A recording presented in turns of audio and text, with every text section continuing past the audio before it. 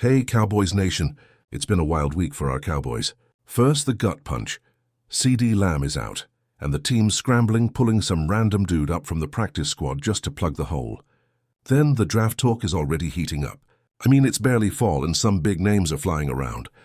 Next, we got a juicy rumor floating in the back channels about a major O-line reinforcement. And to cap it all off, news that could completely change the face of our defense. Now, before we dive into all that, let me ask you for a quick favor. Smash that subscribe button and drop a like too, because that's how YouTube spreads the word to every other die-hard Cowboy fan out there.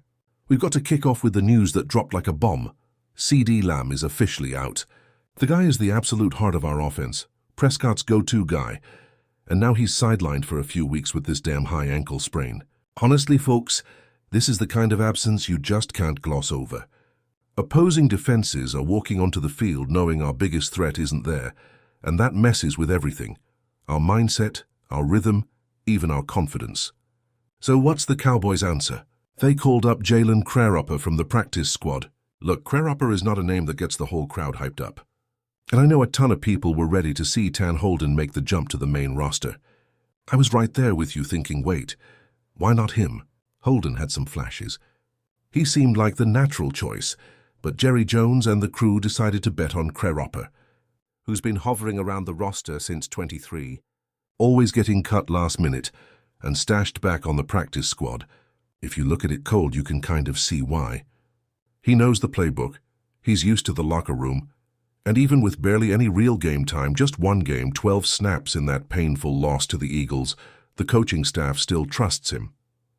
But let's be real, this is a low-impact gamble. It's tough to picture him stepping up as the main man right away. What gets me is that this move feels more like a band-aid than a real solution. Because let's be straight, our offense is going to need George Pickens, Jalen Tolbert, and even Turpin to shoulder a much bigger load. Prescott can't get locked into those short reads. He's got to trust those guys can handle it. And the fans are right when they say you can't just call up a new name. You got to give him real snaps, a real shot. Otherwise, it's just a pipe dream. This Packers game is going to expose all of this. Sunday night football, packed house, maximum pressure. Without Lamb, the spotlight's going to be burning on every dropped pass, every route run wrong. And Green Bay's defense isn't stupid. They're going to double Pickens and force Prescott to spread the ball around. Crarupper, if he even gets in, will probably just see a few specialty packages, nothing major. He might not even see the field much, but the possibility alone is creating a buzz. Frankly, this is the moment for the fans to demand some gutsy play calling. No more of that predictable vanilla crap. If Lamb isn't there, this is the time to throw a curveball. I want to see Prescott air it out. I want to see the staff trust the young guys, because if we play scared without our number one wideout, then yeah, that hole is going to feel like a canyon. Comment below if you agree with me. Was calling up Crarupper just a patch job, or could he actually surprise us? I still have my doubts. But hold on, the next piece of news is already shaking up the team's future in the draft, and it's a heavyweight topic. Look, if there's one thing that has burned our collective butts this season, it's the secondary. It's been ugly, it's been a mess, and any halfway decent offense is just walking all over us. I'll be honest with you guys, it's embarrassing watching us give up big plays without even making the opposing quarterback work for it. That's why people are already looking ahead to the draft, even though we're barely into the season. And that's where the name Caleb DS out of Ohio State pops up. This guy's being called one of the top defensive prospects in all of college football. I'm not exaggerating. He's the kind of player who can do it all in the backfield. Coverage, quick reads, aggressive against the run. It's like combining the best of what we have in Hooker and Wilson, but rolled into one player. And let's face it, with Donovan Wilson's contract running out and Hooker only guaranteed through 2026, the front office has a genuine reason to plan for the future. Bleacher Report called DS a perfect fit for the Cowboys, and I get the hype.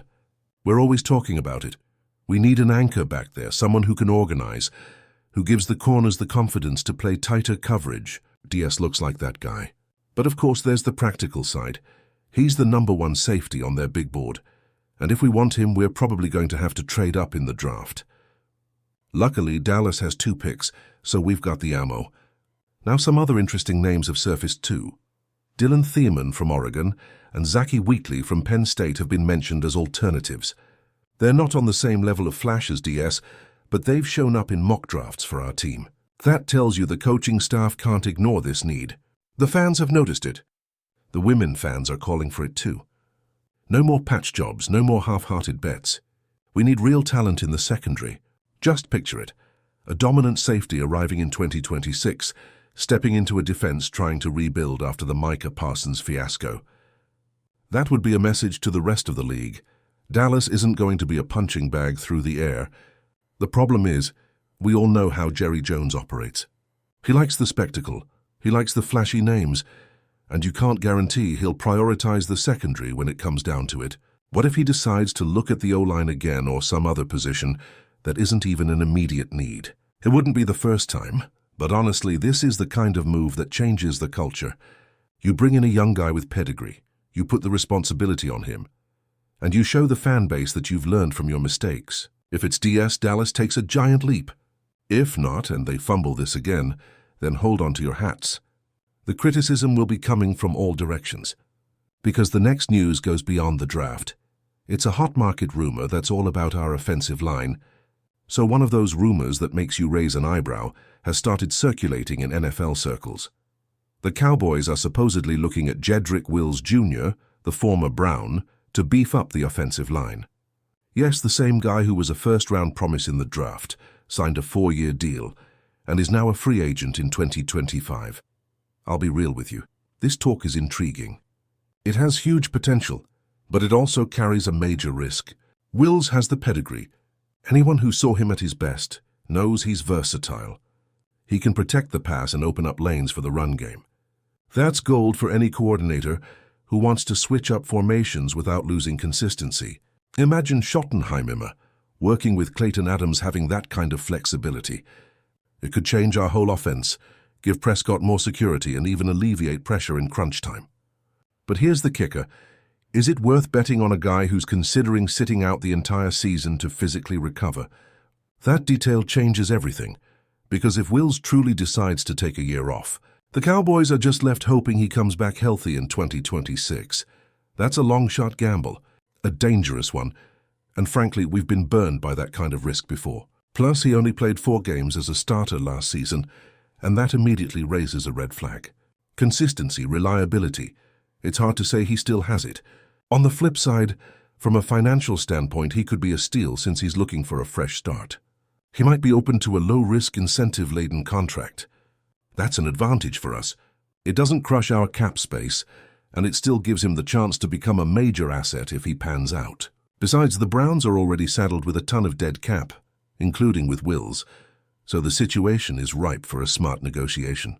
The Cowboys get a potential boost. He gets a place to rebuild his career. The fan base is split, and I get it. On one side, you have the people who want a solid protector for Prescott right now, because if Dak doesn't have time in the pocket, forget it. Our offense is dead in the water. On the other side, you have the people who think this health risk is just another potential locker room drama, and we are so over the drama. And yes, the women fans are questioning it too. You can't just bring in a big name. You have to bring in someone who's actually going to play the game. What do I think? If it's a light contract heavy on clauses, it's worth a shot. If we have to pay top dollar, hard pass, simple as that. Because in the end, Dallas has to show ambition, but without falling for a trap. And this O-line needed a fix yesterday, not a year from now. Comment below. Would you be on board with Jedrick Wills in Dallas, even with all the question marks? Because hang tight, the next piece of news directly involves the heart of our defense, and it has some major names attached. The truth hurts. This start to the season for the Cowboys is leaving everyone with a sour taste. Just one win through the first 3 games, the defense giving up 92 points, and that massive hole left by the departure of Micah Parsons to the Packers. It was a shock. Nobody's over it yet, but hold up. There's a light at the end of the tunnel. Brian Schottenheimer spoke up and delivered some good news about the defense, especially regarding Trevon Diggs and Darren Bland. Diggs scared everyone when he grabbed his shoulder, but he came back in the same game and showed some true grit, taking contact without flinching. That gives the fans a boost, and hearing from the coach that he's good to go, ready to face the Packers, is a collective sigh of relief. As for Bland, he's the big reinforcement returning after weeks out. and Schottenheimer even emphasized that his presence brings flexibility back to the defensive scheme. Let's be honest, it's been too long since our secondary desperately needed a true leader. And then there's the detail nobody can ignore, the reunion with Micah Parsons, now on the other sideline wearing green and gold. This Sunday night football game is going to feel like an early playoff round. The stadium's going to be electric. Every single play he makes will be met with a boo or a gasp, because it still hurts too much. And the kicker is the Packers are coming in as 6.5-point favorites. The pressure is all on Dallas, and if the defense doesn't hold up, the narrative is going to be cruel. They traded away their star and lost again. On the offensive side, CeeDee Lamb's absence makes things even tougher. The whole responsibility now falls squarely on George Pickens' shoulders. And look, the guy has been delivering 166 yards and 2 TDs in the last 2 games. But this isn't the Bears. This isn't a walk in the park. This is Green Bay with a disciplined defense ready to test if Pickens can really carry the load while Lamb recovers. Prescott is going to have to trust him, distribute the ball well and avoid the turnovers. Otherwise, the game's over before the 4th quarter. It feels like this matchup is going to decide more than just a win or a loss. It's going to show if Dallas still has the fight left to compete, or if the season is going to turn into an early drama. Diggs is healthy, Bland is back, Pickens is stepping up. We have the pieces to believe, but the wound from the Parsons trade is going to be bleeding until the clock hits 0.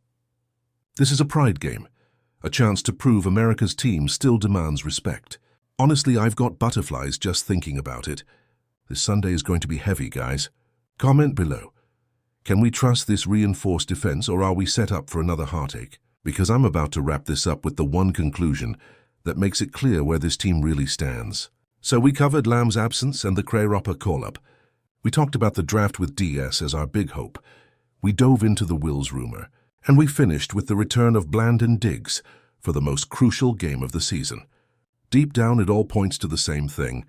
The Cowboys are at a tipping point.